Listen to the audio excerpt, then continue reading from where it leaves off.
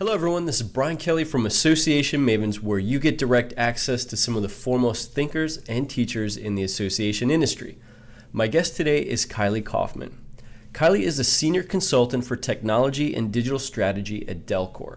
She's also incredibly passionate about two things: building member communities and understanding the impact emerging technologies has on marketing, communications, and publishing. Additionally, Kylee is the host of the live web show titled the DelCor Social Media Sweet Spot. Welcome to Association Mavens, Kylee. Great, thanks, Brian. I'm happy to be here. Awesome. So I wanted to have you here today on the show to discuss online strategy trends that you're seeing for associations, essentially the things that association executives should be aware of. So let's start off the discussion talking about maybe if you can start off sharing some of the things that you're seeing out there related to online strategy. Before we started the interview, we talked a little bit about mobile, search engine optimization, online communities, content creation. So how are all of these things kind of melding together in some of the ways that you see folks either tackling online strategy or the ways that they should be tackling online strategies? Right, and I think that's such a good point, because I don't think that that's necessarily where a lot of clients begin when they're thinking about, okay, we really need to look at how all of this, whether it's PR, marketing, social media, online communities, how is all of this connected and part of our digital strategy? I think most of the time it starts from a place where, well, all of our staff and our members hate our website, and we hate our content management system. We want a new management system, a new CMS. And so it usually begins from there, and then during the discussions, it leads in much bigger areas and broader areas. So I think that making sure that most clients understand that your website is not the build it and they will come. That's not, you're going to flip a switch and everything is going to be perfect the next day. It is looking at all of those pieces and figuring out a true content strategy, a true digital strategy, and making sure that, that's in place when you're either embracing or launching a new technology. Because it's not just the technology, it's a lot of times it's the pieces behind the scenes. Well, sorry about that. We actually had a disconnection here. So to recap what Kylee was just saying, we were talking about the different pieces, that they can no longer be isolated silos, that they all have to work together. So I think that's a really good point, Kylee. The next question I have for you is I want to talk a little bit about some of the projects that you've specifically been involved with at DelCor, and what's some of the things that you can share specifically on how you guys have worked with clients on this particular area. Yeah, sure. So for those who don't know what DelCor does, we are a technology management consulting firm it's located in Silver Spring outside of DC for over 25 years. So we really are a full service, I would say, technology firm, where some folks are doing your outsource, or for those who might outsource their IT, we've got our network support, we have our cloud, then we also have skilled consultants with the AMS selection or CMS. So really a lot of our clients, we've had long-standing relationships with them. So we know sometimes, we might have worked with them in one area and they might come to us for another area, or they might be totally new clients. So it really depends on their needs. And, many times though, I do work more heavily in the CMS online strategy side of things. So many times it might just be, we want to do an assessment. Our board wants to know how we are, how competitive we are compared to others in the environment. Or it might just be, we have a homegrown CMS and we hate it. We want a new, website. And so that might be where the conversation starts. And maybe they have worked with other consultants or done their own sort of, projects in the past. So that dictates where, what kind of exercises we end up doing with them. But traditionally our online strategies include, the card sort exercise, which is, for those who might not know, it's sorting your different content items. So we would pull key content items from their website and ask their members to group those items, as well as maybe even a few of their staff. And that's really eye-opening as far as knowing what terminology your members and staff are using, and how those items should be grouped. So, for a really simplistic example would be bananas, apples, and oranges you could group as fruit, or you could also group them by color. I wish that all of our strategies were that simple. They're usually not. So anyway, I think it's so that's one part of our methodology. There's also a member survey. There's also like interface analysis and expert review. So there's something like an environmental scan or competitive analysis where we would look at who are your like organizations, who are your competitors, how do they hold up in, where are they in social media? How is what's their mobile strategy? Do they have native apps? Do they have a responsive, web design? And so spelling all of that out, as well as the SEO, the search, or, what are the keywords associated with your organization? Are you showing up on the first 10 pages of search results? Are your competitors showing up on the first 10 pages of search results? And if not, why not? So those are some of the key areas that we do with methodology. Well, let's dive into a couple of those. One I'm actually really kind of interested to explore more with you is when you're doing the competitive analysis, let's say. Are you looking at similar types of associations, or just various associations in general? I'm curious as to, if I'm XYZ association, I can look at this other association and see what they're doing, but does it apply to us? So I want to have you talk a little bit more about the specifics. Yeah, and actually another part of our methodology is discovery meetings. So that's when we meet with key folks within the different departments, as well as members and leaders. And so we typically find out who their competitors, who their like organizations are during those discussions. And then we also, see, according to the member survey, okay, where are your members saying that they go for some of this information? And so so that's where, and it's very, some of these sites, some of these other organizations might only serve a small selection of the member audiences.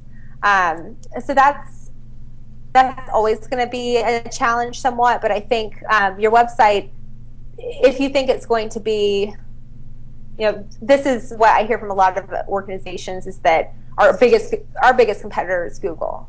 Everybody's going to Google. And I think, again, that just speaks volumes for how valuable is your content, how searchable is your content. Because if it is easier for me to go to, say, WebMD or, someplace else, and your site's not coming up first, then, that is a challenge. And it also comes down to, how are you prioritizing your audiences? Because are you developing your content, and that's part of the content strategy, are you developing your content for maybe 7 key audiences, but how much is it 95% of your time devoted to this key audience? Because a lot of our associations and organizations also serve the public. So say school psychologists might be, it might be the National Association of School Psychologists, but they also serve principals and administrators. They also serve the public. They serve parents. And so I think really defining who your primary audiences are and what levels of effort match with your resources internally you can concentrate on each of those audiences is key. And then we're always going to be in competition with Google. Like, Google's not going to go necessarily away. I mean, it might be another search engine, but again, that's just making sure that you're showing up in those first 10 search results. And then when they get to your website, how valuable is your content, and what other services are you offering? If you're offering, like a private online community where they can talk with experts, that's something that, your other like WebMD sites aren't going to necessarily offer. Yeah. So that's just one example. So that kind of segues into the next thing, and I wanted to ask you a little bit more about search engine optimization strategies. Are you working with the clients on mapping out, when we create content, these are the keywords that we should be going after and optimizing our site for? So that's kind of like the on-site search engine optimization piece. Then there's also the off-site, building backlinks, Can you talk a little bit more about that particular aspect? Yeah, I definitely, we touch and we do analysis of that. I'm by no means a professional SEOist, so that's not something that we're not a marketing agency, so that's not something that I heavily work in on my day-to-day, but as far as assessing it, I definitely can. So we look at, obviously the information architecture is a very primary focus for us when we're moving to an online strategy and digital strategy. So making sure that their internal search is functioning and again, the navigation and everything from wireframes, we do all that fun stuff. And then from the SEO side, and it is teaching them, okay, this is how you make sure that you're using the right keywords in your first paragraph of content. You are tagging your images correctly with this content. You're making sure that you're hyphenating or separating your URLs with these keywords. That's part of the education as well. So excellent. Yeah. Very cool. Again, and for those who might be new to SEO too, just finding out how competitive are some of these keywords, because a lot of times, I can't think of a good example right now, but if you're an association that handles, I don't know, groceries or something. I mean, if you're using the words groceries over and over and over again, it's looking at how competitive that word is, how many other people out there are using that word, and then determining, okay, what are some other areas that aren't maybe as competitive that we can really we can really capture those keywords and kind of, own them to some degree, and then really get, better search results, as well as, again, it goes back to what language are your members using, what's their primary language, what are the keywords that they're using and looking for. So yeah, exactly. Yeah.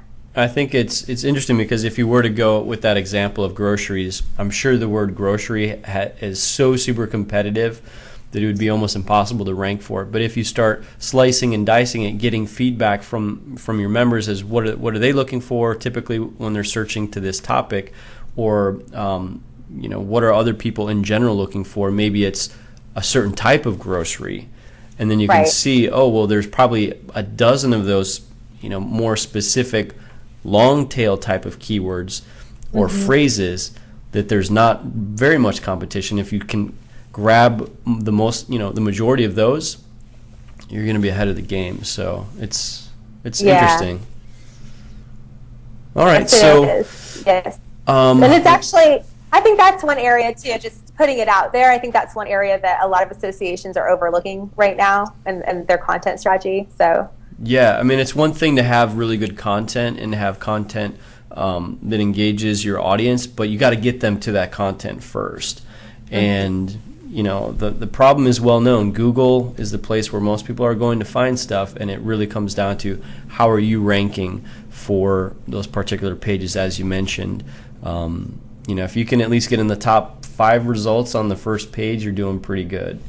Yes. So, okay. Now, one other thing I wanted to ask you about before we move on is with mobile. It seems like over the last year, we've heard a lot about mobile at various conferences and in different publications. So I think most people are they're like, okay, mobile is important. Just as social media was, just before mobile became a big priority. What are some of the things that you're seeing associations do with mobile and making that a priority? Yes.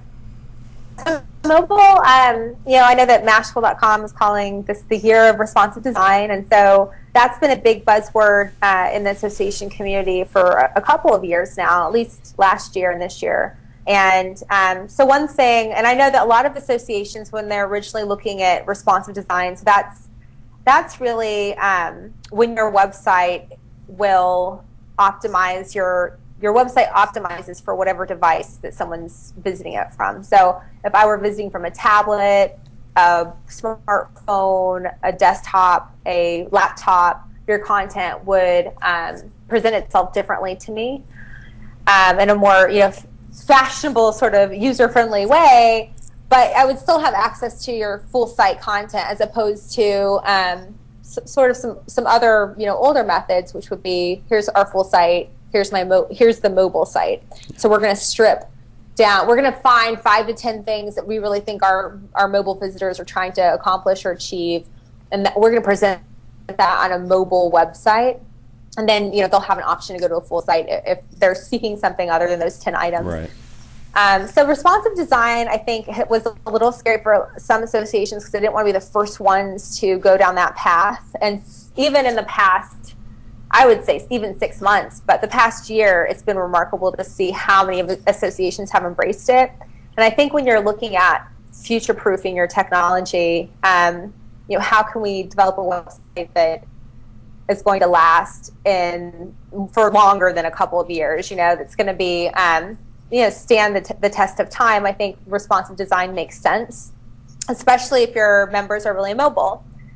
So that's one big trend. And the other trend, and again, it goes back to knowing your audiences, knowing your members. So how are your staff how are they currently using mobile devices? How are your members using mobile devices? Because, like surgeons, for example, they might rely heavily on laptops and tablets, but if they're walking around a hospital all day, then they most likely have their smartphone in their back pocket. School psychologists, again, to use them as an example, they travel around between different schools and a district within the day. So again, thinking about what they're doing and where their pain points at, when do their breaks happen? When are they most likely to be visiting your website and your content? And determining, okay, so how can we present that content? Because if connectivity is an issue, for example, maybe in hospitals or if they're in the deep recesses of a retail store or something, that might be an issue. So that might be an area where, okay, we need to develop a native app so they can, put in the key information they need to provide an assessment for a student or a patient, and those sort of things. So I think, again, it's just how can we be even more valuable to our members? Excellent. Okay, so before we wrap it up, the last question I wanted to ask you was pertaining to content management systems. I know you touched on that briefly, but I'm kind of curious to find out from you, what are some of the challenges that a lot of your clients that you're working with are facing related to CMS, and what are some of the solutions that folks are either being directed to by your group, or at least looking to consider as a possibility for a new content management system? Yeah, well, I would say there's a couple of things. Most of the time, most often for me, it's been we have a homegrown CMS, and we just can't. It's too much. We can't accomplish what we want to accomplish, and it's remarkable to see some of the largest organizations have these very homegrown CMSs, which some of them, frankly, they can be more simple, or some of them are really complex and do way more than a commercial off-the-shelf content management system is going to do.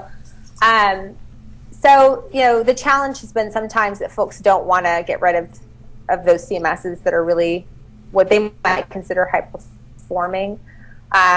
But again, it goes down. It really breaks down to that. Okay, these are the things that your AMS should do, and these are the things that your CMS should do. And just because your CMS can do them doesn't mean it necessarily should. Mm-hmm. And so finding out again, what makes sense for your organization, looking at your workflow, and I think the fear for a lot of these organizations is that. To keep customizing for a homegrown CMS is really expensive, and if it doesn't integrate with all these various technologies that we're using, what's going to happen tomorrow? Mm-hmm. And so that's the big fear factor there. But I would say for the most part, most of the time when they're approaching us, ready for an online strategy or ready for a CMS selection, it's for a good reason. It's because they've heard it over and over again from their members, from their board, from their staff, and they're ready to embrace a new technology. And other times, sometimes it's not even, they might have a commercial CMS and it might be it should be performing well, but it's an internal issue. Yeah. And so I think, again, it's not as simple, we're going to flip the switch and everybody's going to be happy tomorrow. A lot of times there is a lot of heavy lifting, there are a lot of big decisions that need to be made internally. And so, DelCor helps with that entire process helps to shed the light and present the details and to create what you would consider a phased approach. So, if, for example, you have many technologies that are out of date, it might make more sense to upgrade your AMS before you go down the path of purchasing a new CMS, or those sort of things. And so it's really a case by case strategy. But well, what are some of the things that you're seeing people as far as like a need? Like, we need our CMS to do like these top 3 to 5 things. Is there some type of general, understanding that there is usually a case by case scenario, but is there some broad, concepts that when, as an association, we're looking at upgrading our CMS, what are the things that we need? Yeah. So the ability to, again, it goes to the workflow thing. That's usually a big priority. So the ability to,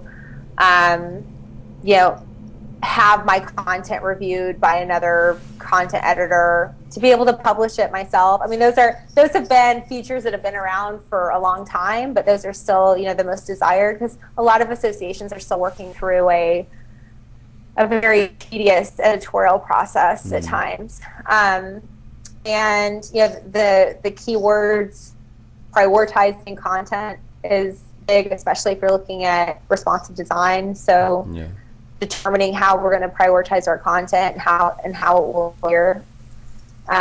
So I would say those are probably the number one trends that I'm seeing. Perfect. Yeah. All right. Well, Kylee, thank you so much for joining me today, and thanks to everybody for watching. If you liked this interview, be sure to sign up today in the upper right-hand corner of this website to be updated via email when new interviews are posted. Also, follow @BrianKylee on Twitter to stay on top of all things Association Mavens related. Lastly, if you think a colleague or friend would find this interview helpful, make sure that you send them a link to this interview right now. Thanks again, and bye-bye.